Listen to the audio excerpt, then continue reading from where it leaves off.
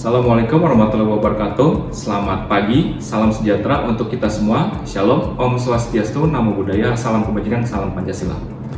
Salam kenal, saya Bambang Riono, dosen Teknik Informatika pada program studi Teknik Informatika, Fakultas Teknik Universitas Pancasila. Salah satu mata kuliah yang saya ampu adalah Sistem Informasi Manajemen. Mata kuliah ini, Sistem Informasi Manajemen, adalah mata kuliah yang mempelajari bagaimana sistem informasi digunakan untuk mendukung proses pengambilan keputusan manajerial di berbagai level organisasi. Materi mencakup konsep dasar sistem informasi, peran strategis teknologi informasi, serta bagaimana kita merancang dan menerapkan solusi berbasis IT untuk meningkatkan efektivitas dan efisiensi bisnis. Pada kesempatan kali ini saya akan membawakan video pengajaran saya pada kelas Sistem Informasi atau biasa juga disingkat sebagai SIM, dengan materi yang akan dibawakan adalah pengenalan e-bisnis.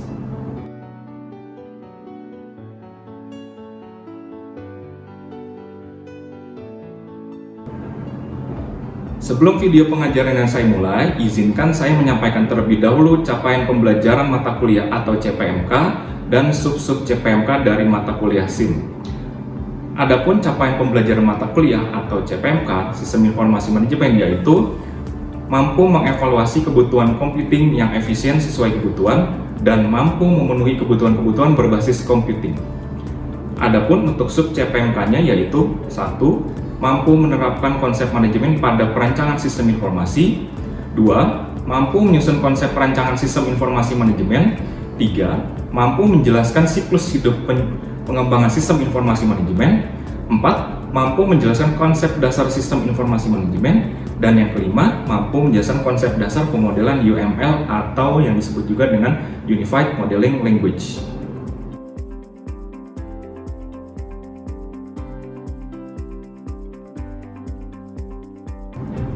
Model pembelajaran yang diterapkan pada kelas ini adalah Project-Based Learning. Metode ini mengedepankan partisipasi aktif mahasiswa dalam pembelajaran, antara lain dengan membentuk kelompok, diskusi, dan penyusunan tugas akhir mata kuliah. Sedangkan untuk gaya mengajar, dalam menyampaikan materi, saya sering memberikan contoh kasus di dunia nyata atau yang sedang trending, yang biasa kita sebut dengan trending topic. Kemudian, saya juga biasanya menyisipkan sedikit humor. Dengan cara ini, saya yakin mahasiswa menjadi lebih mudah mengerti, kemudian dapat mengurangi ketegangan di dalam kelas. Nah, kalau pola mengajar, biasanya saya mengajar dengan pola yaitu pertama, saya membuka kelasnya, kemudian melakukan pemanggilan kehadiran atau presensi, kemudian saya memberikan catatan, review, atau mungkin hal-hal yang perlu dibahas terlebih dulu sebelum kelasnya dimulai. Kemudian setelah itu barulah saya memulai materi inti. Tidak lupa saya juga selalu memberikan kesempatan kepada para mahasiswa untuk bertanya seputar materi yang telah diberikan pada hari itu, atau mungkin saja ada pertanyaan-pertanyaan seputar materi yang sudah diberikan pada pertemuan sebelumnya. Atau biasa juga mahasiswa masih sering bertanya mengenai tugas-tugas yang akan diselesaikan. Di akhir pertemuan biasanya saya memberikan catatan pengingat mengenai tugas akhir mata kuliah.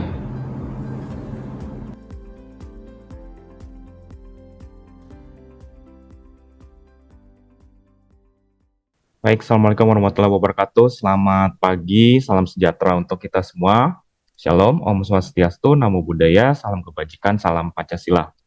Nah, untuk hari ini karena kita kan ada utang pertemuannya kan 2 kali ya. Kemarin kita terpotong libur, banyak sekali liburnya untuk hari ini. Jadi insya Allah seperti yang sudah saya infokan, pertemuan dan materinya ini coba saya padatkan menjadi 2 ya. Mudah-mudahan bisa mencukupi.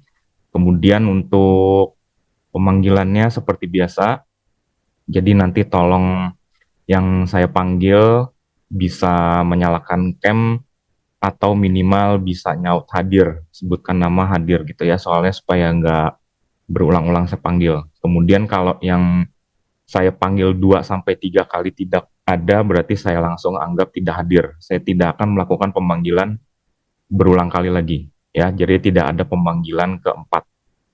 Baik, saya mulai ya. Feruzi Fajrin, Muhammad Diva Farizal, Ananda Prastyo, Feruzi hadir, Mas.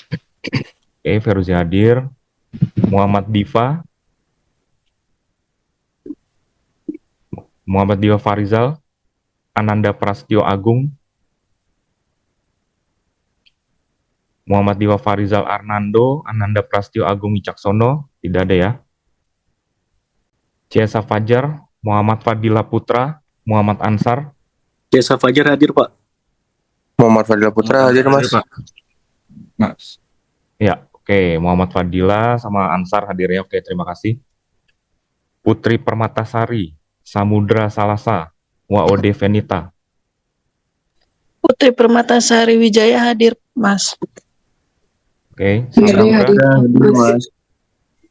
Waode hadir. Samudra hadir. Hadir, Mas. Oke, terima kasih. Oke, untuk materi hari ini ada intro e-business. Jadi nanti kalian akan dapat mata kuliah e-business ya sebagai mata kuliah pilihan. Kalau nanti kalian mengambil konsentrasi atau peminatannya itu software engineering. Ya, jadi ini salah satu mata kuliah pilihan untuk konsentrasi atau peminatan ya.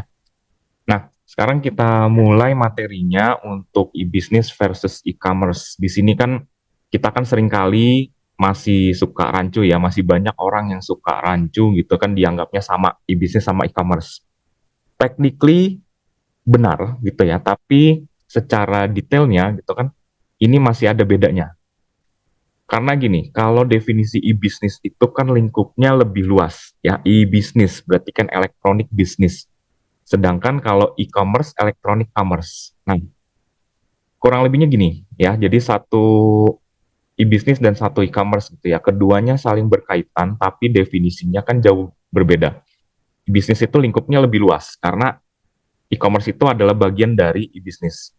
Nah, kemudian kalau secara definisi keduanya itu berbeda. Gitu ya.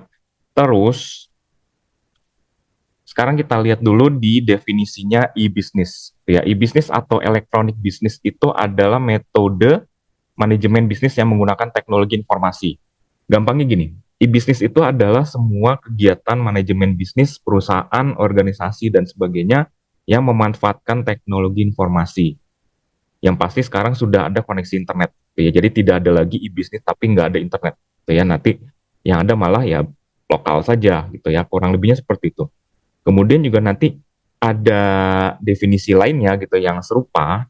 Ini ada segala kegiatan bisnis yang dilakukan pada platform intranet, internet, extranet, dan web. Ya, jadi supaya lebih mudah, kalian bisa mendefinisikannya e-business itu adalah semua kegiatan bisnis, semua kegiatan perusahaan, organisasi, kelompok, dan sebagainya yang dilakukan atau dijalankan dengan memanfaatkan platform IT. Ya, mau itu berbasis web, mau itu berbasis mobile, dua-duanya, atau mungkin nanti ada yang elektronik lain-lainnya, dan sebagainya. Gitu ya. Kemudian kalau kita lihat cakupan e-bisnis itu banyak sekali, mayoritas kita sudah pernah menggunakannya gitu kan, mungkin sampai sekarang pun juga banyak yang masih menggunakan gitu ya. Misalkan kayak e-commerce kita jelas gitu ya, kita bisa mungkin setiap hari kita menggunakan e-commerce gitu ya. E-commerce itu nanti ada lagi definisinya. Ini saya skip dulu sebentar. Nah, jadi supaya lebih gampang gitu ya, kita pahami dulu bedanya antara e-business dengan e-commerce. Kalau e-commerce berarti electronic commerce itu adalah segala kegiatan komersial, commerce gitu ya, komersial. Jadi kalau e-business itu semua kegiatan bisnis secara umum, tapi kalau e-commerce berarti segala kegiatan yang melibatkan transaksi finansial, gitu ya. Entah itu produk atau jasa. Nah, nanti di sini juga ada model-modelnya. Jadi kalau kita balik lagi ke definisi yang sebelumnya, bentar ya, saya mundurkan lagi.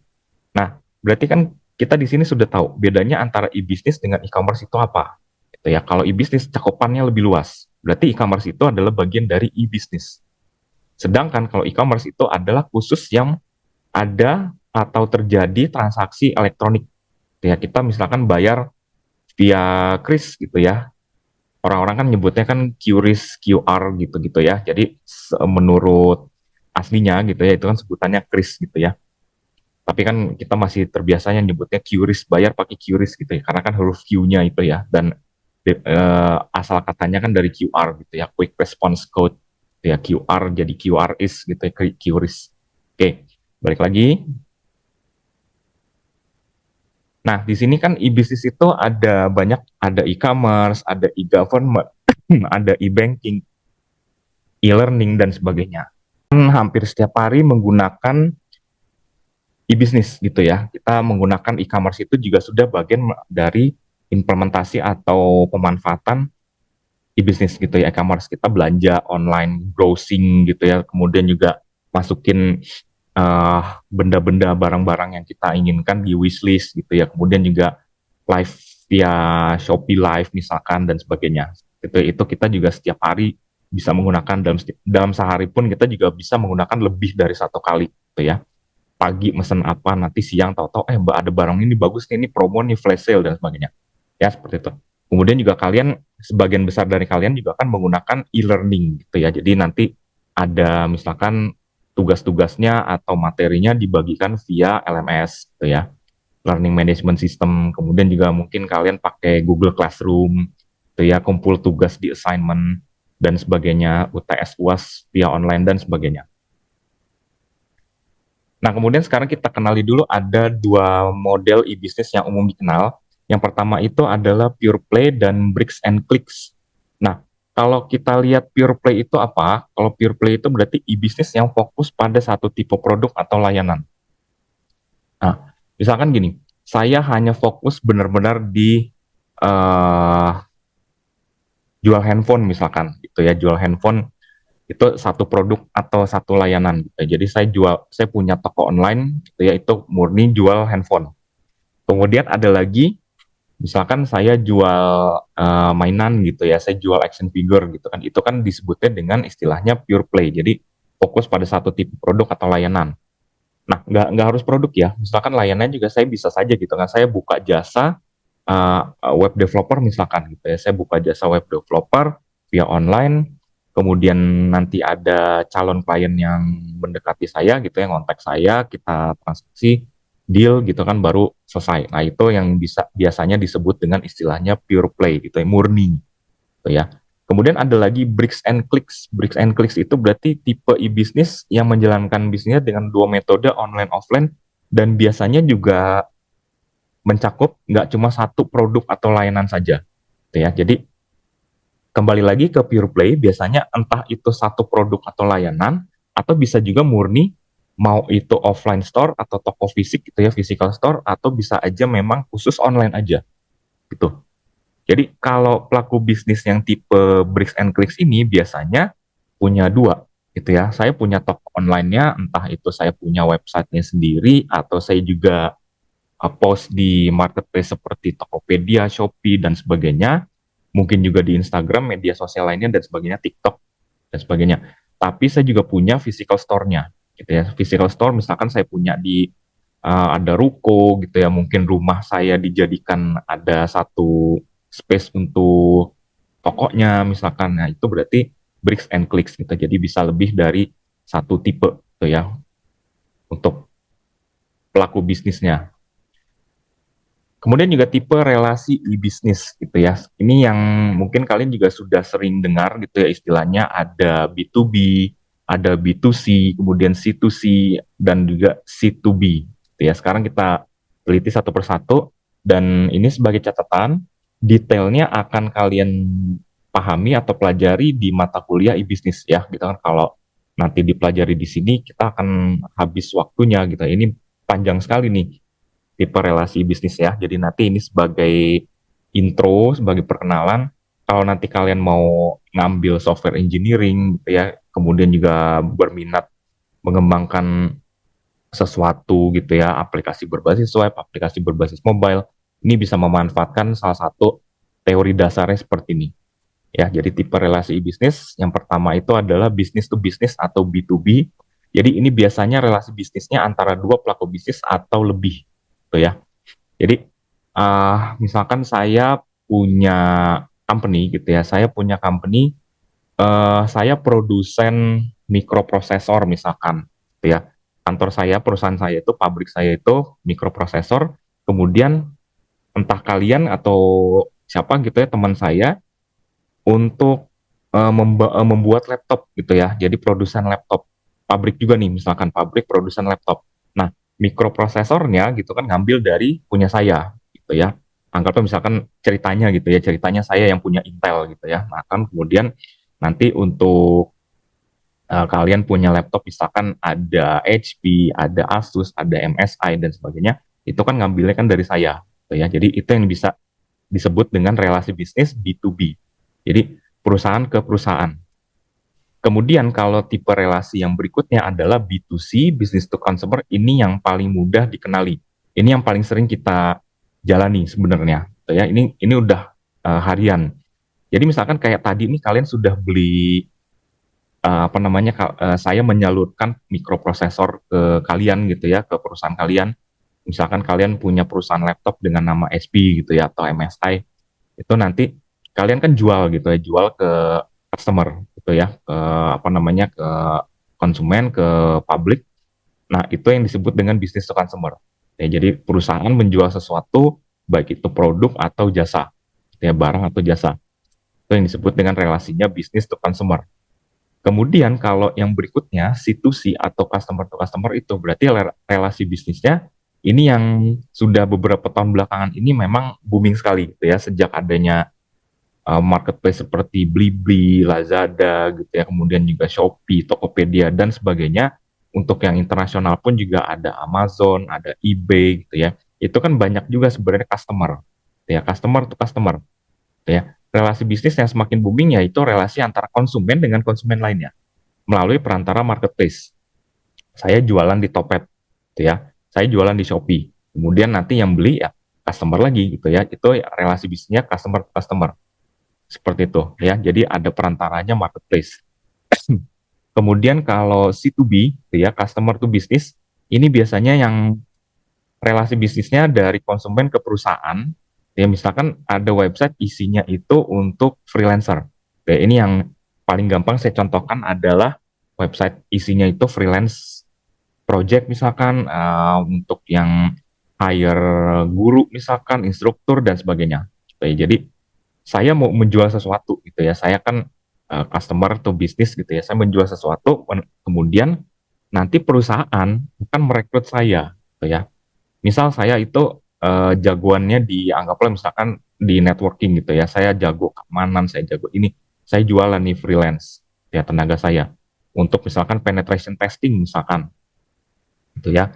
Saya tulis skill saya di situ, kemudian juga nanti ada upload CV misalkan, upload portofolio dan sebagainya. Kemudian nanti perusahaan akan mencari. Tiap perusahaan akan mencari, oh ini dapat nih match nih dengan requestnya. Gitu ya, misalkan kayak ada perusahaan X lagi nyari ini, terus oh dapat di sini, gitu ya. Kemudian juga job street, misalkan LinkedIn juga termasuk, gitu ya. Job street misalkan saya kan pengen dapat koneksi ke perusahaan gitu ya. Saya mencari pekerjaan. Tuh. Ya, itu salah satu contoh paling mudah untuk C2B. Nah, oke, sekarang kita lanjut lagi dengan e-commerce. Gitu ya. Tadi kan sudah sempat saya singgung sedikit apa itu e-commerce. Jadi di sini adalah e-business gitu ya, cabang dari e-business atau anaknya gitu ya, bagian dari e-business, tapi yang memang spesifik ada transaksi elektronik. Ya, segala kegiatan komersial di internet, gitu ya, di platform IT yang melibatkan transaksi finansial mau itu produk atau jasa. Gitu ya, tadi kan sudah pakai model-model ada B2B, ada B2C dan sebagainya. Nah, itu yang lebih identik ke e-commerce gitu ya dibanding e-business.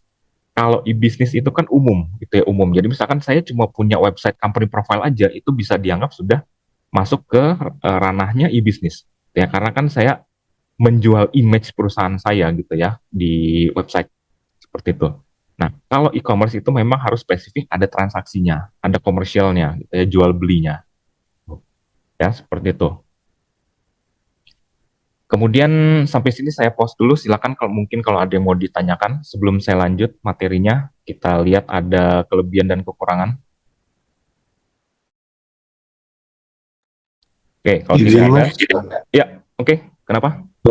saya mau bertanya, kalau yang sebelumnya itu kalau misal freelance itu termasuknya ke customer to business ya? C2B, ha, Oh, oke, makasih Mas. ya, sama-sama.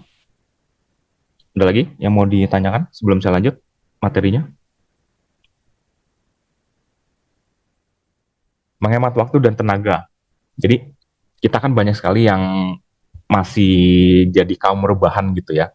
Kaum rebahan jadi malas banget keluar gitu ya. Terus juga mau bawa motor atau bawa mobil ataupun naik angkutan umum juga aduh malas naik turun gitu kan. Mesti bayar bensin lagi atau apapun itu misalkan. Terus juga pokoknya lagi intinya lagi malas keluar deh gitu kan. Macet jalanan. Ini kita sangat diuntungkan gitu ya. Kita bisa menghemat waktu, tenaga, kita bisa belanjanya ya udah gitu kan dari HP dan dari aplikasi kita tinggal buka misalkan ini udah ada nih gitu kan. Ya udah tinggal kita masukin online shopping cart, pesan, bayar, selesai tinggal tunggu kiriman. Gitu ya. Kirimannya kan ya bisa instan, bisa same day, bisa next day dan sebagainya. Biasanya memang toko-toko online itu banyak sekali barang-barang yang sulit dicari di toko lokal atau di toko fisik ya, di physical store-nya. Kayak tadi yang sempat saya bilang gitu ya, saya pernah nyari beberapa buku atau beberapa barang gitu ya, entah itu buku, mainan, baju, apapun itu, malah dapatnya yang di online gitu ya. Ya udah, akhirnya ya udah beli di online aja gitu kan. Saya nyari gombak-gombak sana sini sulit dicari gitu ya.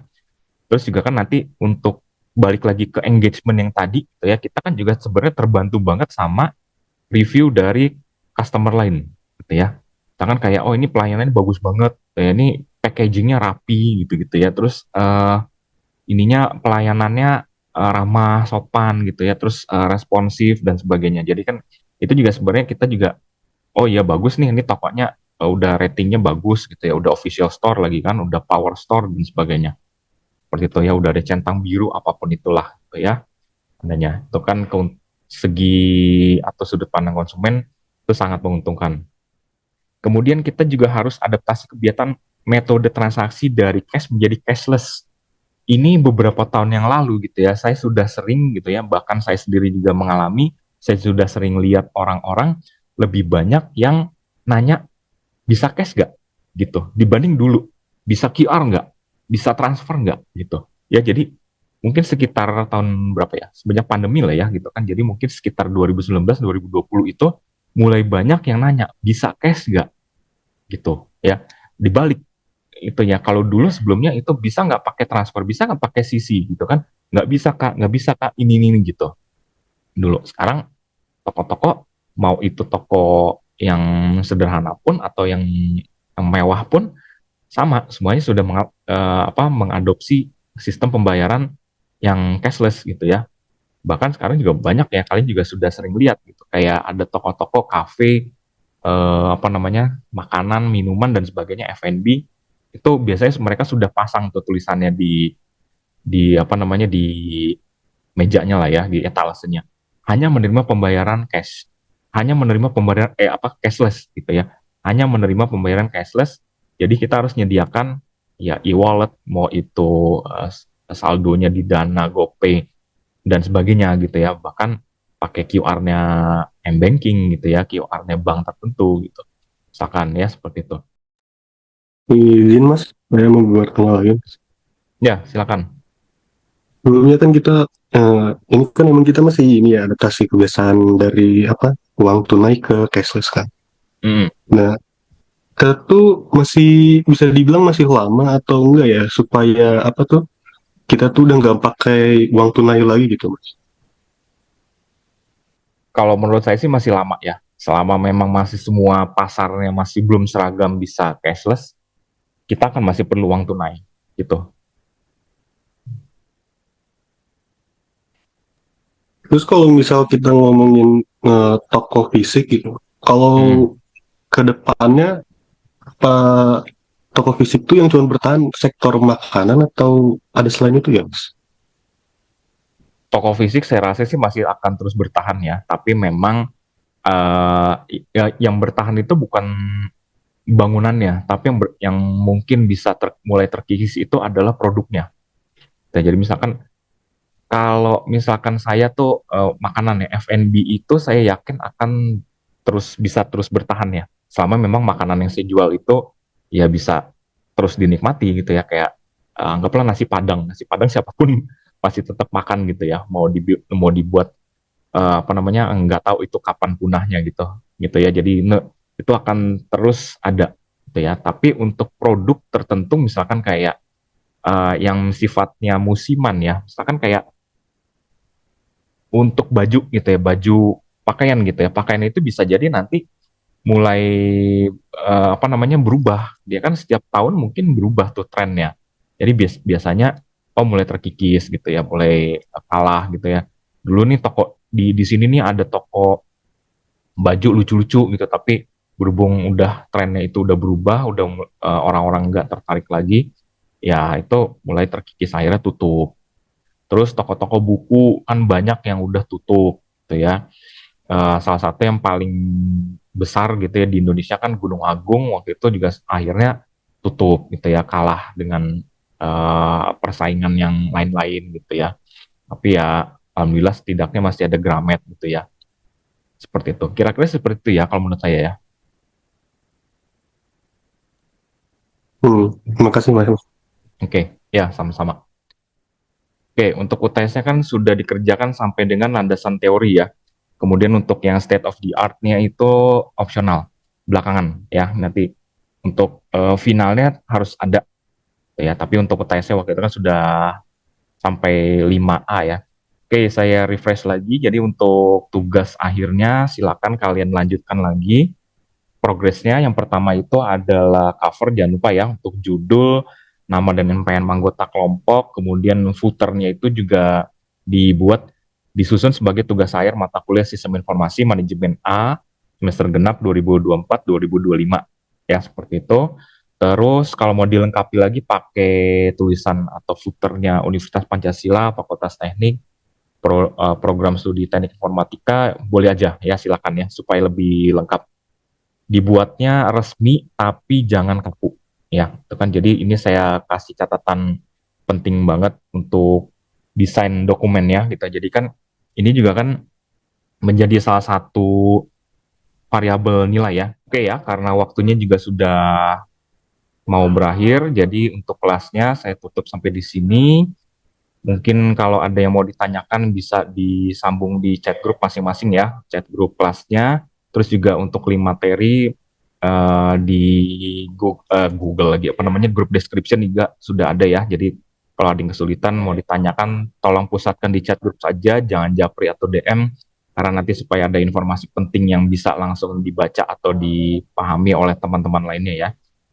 Oke, saya ucapkan terima kasih sudah hadir tepat waktu. Kita lanjut lagi insya Allah pekan depan di jam yang sama. Mudah-mudahan nggak ada agenda-agenda yang bertuburkan lagi.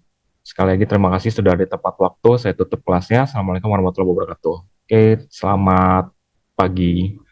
Waalaikumsalam warahmatullahi wabarakatuh. Selamat pagi juga, Mas. Oke, selamat pagi. Terima kasih. Terima kasih Pak.